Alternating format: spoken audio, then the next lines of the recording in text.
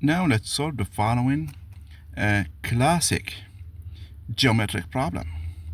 So we're gonna let ABC be any triangle, and we're gonna construct equilateral triangles PAC and QAB outside of triangle ABC.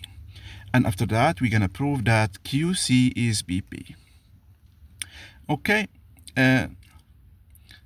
First, let's construct. Let A BC be a triangle. So this is my triangle. Okay. After that, I'm gonna construct a PAC an equilateral triangle. So PAC, I'm assuming that this is an equilateral triangle. So PAC, and after that QAB. QAB. Okay, this is QAB, equilateral triangle.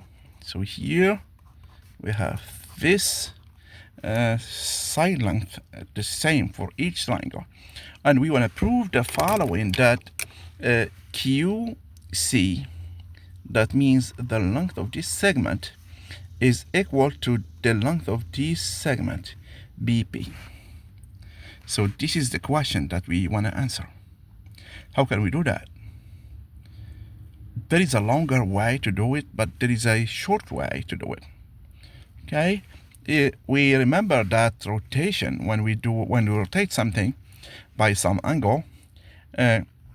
If we rotate a circle by some angle, we're gonna obtain another circle with the same radius and with the different center. Okay, if we rotate a segment here, let's say this is my segment AB.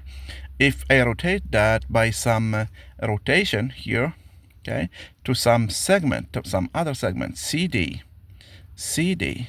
I will obtain it will have the same length, okay, except that it's rotated in some way. Okay, so here the key idea is that rotation preserves the length of the segments. Okay, if I have the length of this one, which is the image of this segment AB, so that means I rotated this segment AB by some rotation to CD. That means the norm of AB will be the same as CD. In some other notation, we can use the vector AB has the same norm as the vector CD. We're going to use the same thing here. Okay, all we need to note is that here we have the center of this rotation is A. So we're going to rotate Q to B. Okay, and we rotate C to P by the same rotation here, which is by pi over 3. Okay, pi over 3. So we're going to rotate by pi over 3 here, because this is an equilateral triangle. Pi over 3. We rotate Q to B. Okay, and we rotate C to P. Okay, here it's like we have rotated QC to some other segment, which is BP.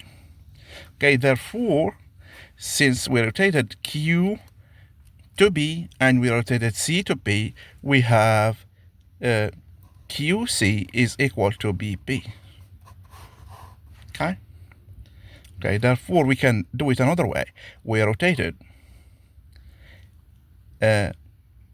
using this rotation that's centered at A with this angle, pi over 3.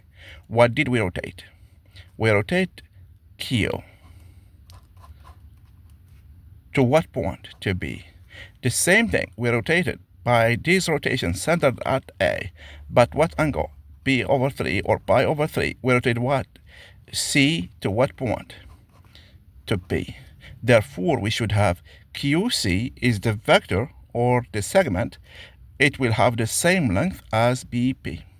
And this proves that this segment, which we denote by QC, the length of this segment, is the same as BP, the norm of BP, or just BP here.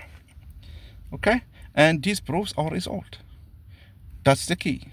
note that we have this rotation here, centered at A, and it rotates everything by pi over 3. Okay, pi over 3 counterclockwise. Counterclockwise. We're going in this direction here. This is very important and critical. Thank you very much.